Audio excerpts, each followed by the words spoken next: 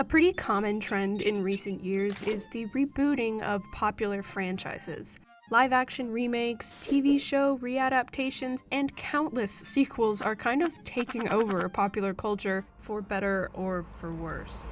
But as much as people complain that we don't need another entry in the Harry Potter universe, or that Twilight is doing just fine without a TV series, I don't think that enough people appreciate that a never-ending supply of vampires and wizards really isn't the worst-case scenario. At least, not compared to what could have been, where between reboots and sequels, there exists a different third kind of spin-off: babyfication. Babyfication is an interesting phenomenon that is reminiscent of all of the other reboots you'll see, but something about it, and I can't quite put my finger on it, is slightly different. When a series or franchise is babyfied, existing characters are aged down into kids and/or babies, usually in an attempt to revitalize the original or appeal to a new and younger audience. In general, I mostly understand the concept. Babies and cutesy stuff has always been pretty marketable overall, probably because baby humor is easy to understand and even easier to write. Open. Nursery. Small baby creature says goo goo gaga. Insert dirty diaper joke here. Uh-oh, stinky. End scene. But these are no regular infants that appear in some original show that was always made for kids, but existing characters that have been babyified, zapped with a baby innator ray, and forced to relive their made-up lives all over again. And I feel like that's kind of weird. My first introduction to babyfication was with Muppet Babies, which was a kids' cartoon in the 80s, but I never even actually saw the show. We had these Christmas plushies that we used as decorations every year, and even though they were smaller, I could tell that these little guys were still Kermit and Miss Piggy, just babies, and dressed in festive wear, which all seemed completely normal. Sometimes a set of characters gets age regressed and put in diapers, and that's just the way the world works. But, of course, like most things that I experienced without batting an eye as a kid, I realize now as an adult that not only some of the examples of babyfication were maybe a little weird or unnecessary in retrospect, but that the concept as a whole is too. My main questions now are why someone would do this. What is the benefit of taking perfectly normal characters that can stand on their own and changing them into something that can't? In a similar vein, who are these adaptations made for? Is it for babies? For kids who can still kind of relate to babies? Or adults who think babies are cute? And third, what is left in the aftermath? A cute baby-themed success story? A weird toddler terror that shouldn't have been made? Or something in between that's kind of neutral, but now everyone's just a little confused about the timeline? These are the hard-hitting questions that I may or may not find answers to as I sift through countless babies. And also kids. I know the term babyfication has the word baby in the name, but I'm the one who made it up, and this is my channel, so I can do what I want. I'm mostly going to avoid looking into examples like short flashbacks, one-off specials, or parodies because those tend to be more contained, intentional, and explainable. But it's a lot more bold to just drop in separate babies right alongside the originals where there's a lot less explanation or reasoning. Some of the earliest cases of babyfied characters were in comic books dating back to the 60s, with superheroes like Wonder Tot, Bat Baby, the Babe of Steel, and the Girl Super Baby. Great naming on that one. It didn't exactly catch on, though, until around the mid-80s to late 90s, where there was a bit of a trend of babyfication among popular series. Cartoons like Scooby-Doo and Tom and Jerry, doll lines like Strawberry Shortcake, and even more comic books like X Babies all created new babyfied products within just a few years of each other. I personally feel that the Strawberry Shortcake baby dolls were kind of a miss. They just seem to miss the point of what made the original non-baby characters so cute and charming in the first place. And it's not like the regular dolls weren't already marketable towards kids. The cartoons, for the most part, were pretty much just like the regular shows, only now they were more kid-oriented. Tom and Jerry Kids still featured the same cat chases mouse plotline, but now with Tom and Jerry as kids. go figure, and some of the violence toned down. A pup named Scooby-Doo was all about solving mysteries, but not with the Mystery Gang, with the Child Mystery Gang. And Flintstones Kids was exactly what it sounds like. Prehistoric Flintstone shenanigans, but now the main characters are kids.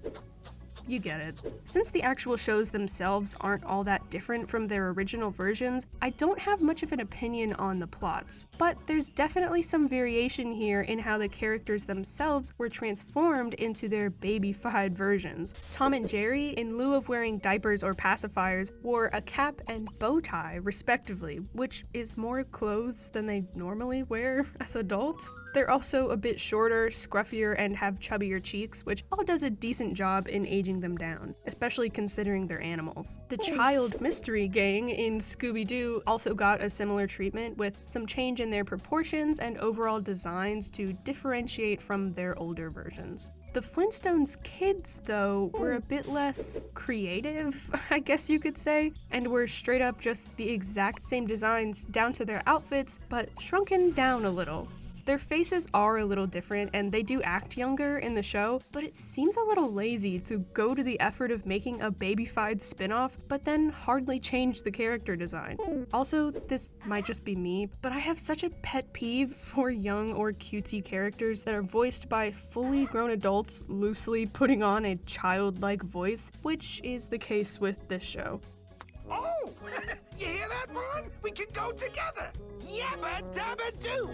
It doesn't have to be a child voice actor, but at least pitch the voice up a little so that this 5-year-old doesn't sound like a middle-aged man. Maybe that's just how all children sounded in the Stone Age. I don't know.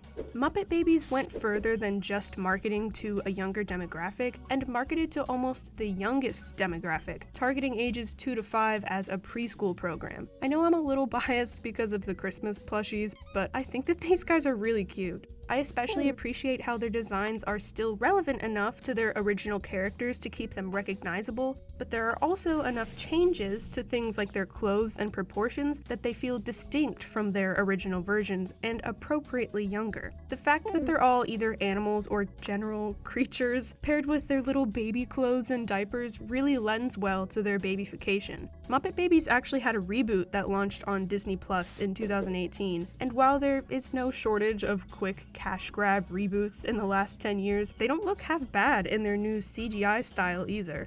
Even though Muppet Babies was my first introduction to babyfication, the main and slightly weirder example that always comes to my mind instead when I think of the concept is none other than Bratz. Or more specifically, Bratz Babyz, with a Z so you know that it's cool. The original Bratz doll line was released in 2001, and just 3 years later, they were babies. Well, at least their baby-fied counterparts were. I think the main reason that I always start to think of the babies as a display of babyfication is because of how interesting their designs are. MGA really just took the original girls, squashed the PNG, took off their pants, and put them up for sale. The main differences in their designs are their shorter, chubbier limbs, much bigger heads, and a handy baby bottle on a chain that comes with every doll. Nutritious and blingalicious. Along with a bunch of additional fashion and doll lines, the Bratz Babyz also had 3 animated movies. I personally find them a bit more palatable in their 2D form of the first movie, where their weird proportions seem less uncanny when they're all cartoony. The other 2 movies are 3D rendered though, which, when paired with the strange lighting and kind of liminal feel of some of the backgrounds, are a little bit harder to get behind. But there is always the iconic Bratz movie staple of the super shiny, ultra fluid hair animation to make up for it, so I guess it's not all bad. Ignoring some of the more questionable parts of these movies, including this thing, as far as the Bratz themselves go, I was kind of surprised by how much they don't differ from their regular teenage versions. Aging down a character usually implies that they'll then act younger too, but for a bunch of kids who don't always wear pants, the Bratz Babyz tend to act pretty mature. They go on wild adventures, communicate with adults no problem, and somehow other characters that are older than them sound more like children than they do. That's the kind of toy that's so awesome, you'd be afraid to ask Santa for it. I want to ask Santa, but He's not here. Even when they sometimes drink from bottles, throw tantrums, or go to daycare, it seems overshadowed by how independent and well-spoken they are. Kids media does often tend to take a lot of creative liberties to make younger characters seem more relatable or entertaining, even if that means giving them older personalities or their own independence, so I won't totally hold it against them. Plus, I don't think that a straight-to-DVD animated Bratz Super Babies movie should be held to a super high standard anyway. But that being said, the more I see of these babies, the less they seem like baby brats and more just like 2-foot-tall, unpotty-trained, regular-age brats. Even if you ignore the movie adaptations of the babies, it's still a little weird how the dolls are often dressed in full glam makeup, crop tops, mini skirts, and platform shoes right alongside their baby bottle chain, in case you forgot what age they're supposed to be. I just feel like if you're gonna turn characters into babies, it's okay to have them be more baby. Babyfication that isn't transformative just comes across as having no direction, lazy, or even unnecessary, and Bratz Babyz in this case is no exception. The same can be said about Bratz Kids, which also saw some movie releases, including this super fun sleepover adventure that's full of genuinely creepy, scary stories about clowns, monsters, and evil mirror dimension doppelgangers. I don't think the title or cover really translates that very well. Aside from all of that, though, the kids are still just the same Bratz in a slightly smaller package without any real changes. On the opposite end of the babyfication spectrum, a franchise that, in my opinion, really seemed to nail the look and characterization of their babies is none other than Mario.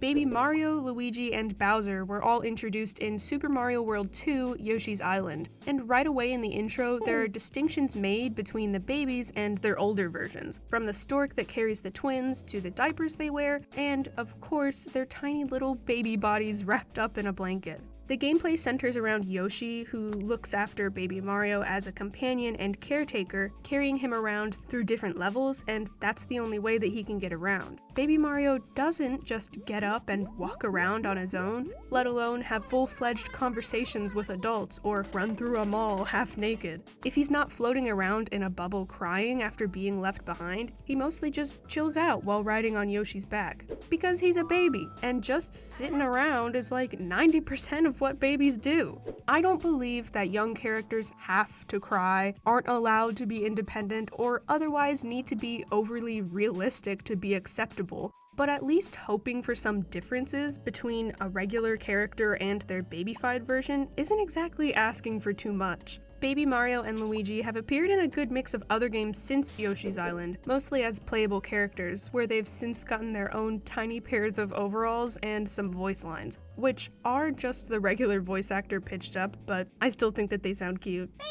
Mario is a #1. It'll be cool, Mamma Mia. And later, the baby princesses were added into the mix, which makes for a diverse bunch of characters in the canon. Speaking of the canon, there's not really an officially agreed upon explanation for where the baby characters come from or how they just casually coexist alongside all of their original versions.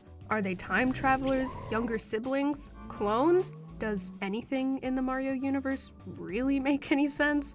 But I don't need to know exactly why or how he exists. I'll still main as Baby Luigi in Mario Kart every time, because the Mario franchise really got their babyfication right. Some other more modern examples include Looney Tunes Babies, another classic, no-nonsense case of taking the existing media and slapping the word babies on the end. The show was essentially a watered-down, kid-oriented version of the regular Looney Tunes, with similar humor and wacky adventures, but now with more diapers. My Little Pony has released various baby and newborn pony dolls over the years. Tiny Titans picked up the original baby superhero concept with a dedicated elementary school-aged comic book, and TV shows Spidey and His Amazing Friends and We Baby Bears were released as recently as 2021 and 2022 respectively. Babyfication is still alive and well. In most of these cases, the original media is a pretty good guide for the direction of whatever the babyfied version is, but sometimes the new adaptation deviates a lot further from the source material and makes things start to feel weird. Total Dramarama is a pretty recent show that's not just babyfied, but a babyfied prequel spin-off crossover of the Total Drama series. It features some of the most fan-favorite characters, plus just one character from a completely different show, for some reason, all spending time at daycare together with Chef, another recurring character, as their teacher and no longer a chef, but he's still called Chef. The kids and their personalities are all pretty true to their teenage versions, though the plots are reasonably different given the age change. The original Total Drama series was made as a parody of Survivor-type reality TV shows, with no shortage of toilet humor, raunchy comedy, and plenty of other more out-of-pocket scenes. Total Dramarama, by comparison, seems like such a random pivot away from the genre and target audience of teenagers, replacing gross-out scenes and scandalous romances with toys, nap time, and le funny flossing. To be fair, there is still a decent amount of toilet humor and other comedy that's reminiscent of the writing in the original, and if anything, the newer, kid-centric show is arguably the weirder and more nonsensical of the two, with canonical magic and strange plot lines. But otherwise, the differences between the two shows stack up pretty fast, which makes me wonder the age-old question: what led to the decision to babyfy what was essentially a teen-targeted PG-13 show in the first place? A lack of transformative differences is one thing, but Total Dramarama seems to fall on the opposite end of the scale, with so many changes and liberties taken just to make something that has maybe a little too much going on to remain a faithful adaptation. And while on the topic of PG-13 and generally raunchy humor that has no business being associated with babies, I think it's finally time to dive into the one and only Smosh Babies. When Shut Up Cartoons, Smosh's ambitious original animation channel, launched, I was deep in my Smosh phase. And maybe it's not surprising that I had a Smosh phase at all. I still own and proudly wear this shirt. Naturally, I watched every new episode of every show for at least the first few releases, even if I didn't really get it, or it seemed questionable. By the time Smosh Babies launched, I was so used to all of the other content between these new cartoons and the main channel sketches that it didn't even faze me. Typical Smosh videos were already full of kid-like characters and immature jokes. Why would animating two grown men in their mid-20s as toddlers in a daycare ever seem weird at all? And judging by the millions of views this series garnered, it seems like everyone else felt the same way too. I actually don't know what my initial thoughts were when I watched this as a 14-year-old. I mostly just remember how many other YouTubers made cameos in the show, which makes searching through these old episodes such a time capsule of 2014 YouTube. But as for everything else, I didn't really commit that much to memory, which made me that much more surprised at what I found when rewatching. I won't get into some rant about how, now in retrospect, Smosh's spicy clickbait thumbnails and constant innuendos were maybe not the ideal type of content for their impressionable fanbase, aka me, but I will say that in retrospect, it was weird how they just copy and pasted all of that same stuff into this new show, where they were now portrayed as diaper-wearing babies. The show is generally baby-themed and animated in childlike pastels, with elements like potty training, the tooth fairy, and stuffed animals, and every episode takes place in a daycare. But sprinkled amongst the fun colors and clearly baby characters is regular cursing, I can't even remember how to tie my shoes. How the am I supposed to remember all the wonders? nudity, more innuendos, and tons of other adult themes that just feel really weird considering the, babiness of it all. While there is some censorship in a few scenes and for some of the swearing, there's a whole lot more left uncensored. I censored most of the reference clips myself because I felt weird about having them on my channel, but they're still completely untouched on the Shut Up Cartoons channel. I think this episode's thumbnail and title are the perfect example of what I mean. That is a child. Don't get me wrong, I do understand the concept that they were going for. There's shock value and humor to be found in subverting an audience's expectations, to name the show Smosh Babies but then feature mature jokes and content instead. But amongst the more adult-themed jokes, there are still a lot of baby-themed bits about things like childhood crushes, favorite toys, Ian and Anthony putting on a mediocre baby voice. Back off, Isla. You're scaring the breadhead. Why do you guys keep calling me that? 'Cause your hair looks like a loaf of bread. Duh. And of course, probably an average of at least 2 soiled diaper jokes per episode. Most examples of babyfication are made in an effort to appeal to a younger or family-friendly audience, and are often more watered down as a result. But Smosh Babies is neither directly made for kids, or any less raunchy, with less of a clear sense, or that at the very least would have benefited from some refinement and more cohesive theming. Among all of these teenagers turned toddlers and children voiced by grown men, there is one anomaly that stands out from the rest. I couldn't talk about babyfication without mentioning one of the most successful baby shows there is, and its spin-off that actually goes in the opposite direction. All Grown Up is the successor series to Rugrats, where the babies from the original show are aged up into middle schoolers. While this definitely isn't the first or only show to follow its characters in a time skip later on, I still think it's relevant to mention given the babiness of the original. I appreciate that All Grown Up was released 13 years after Rugrats began airing, which keeps it pretty relevant with the kids that grew up watching the babies and were now in middle school and high school themselves. It's pretty much the opposite of show that might be losing relevance, so we rebooted it for the next generation, which is the overall vibe I get from most of the other examples. Feel free to let me know what your thoughts are on babyfication. I'm interested to know how other people feel about it. Maybe you think it's cool, maybe you have a favorite, or maybe you think it's all bad, which I wouldn't totally blame you for thinking. Not all babyfied babies were created equal after all. Between the good, the bad, and the ugly, I think I've covered enough, and I'm all babied out. But considering that this phenomenon first started back in the 60s, and there are still plenty of little baby spin-offs being made now, I don't doubt that there will be lots more terrible toddlers and unnecessarily crude little children to cover in the future. Hi, welcome to JellyTV, where I shout out a video that I think deserves some love. I recommend watching I Found Every Piece of Me merchandise, definitive edition by Zorpu. For a subject that I would consider universally known, the merchandise surrounding Nintendo's Miis is surprisingly niche and interesting. Zorpu gets into a very thorough deep dive into a topic that I never knew I needed to learn about, but it's got Miis, Nintendo music, and obscure merchandise. And those are 3 of my favorite things. If you're a Nintendo fan or nostalgic for the world of Miis, then you should give this video a watch.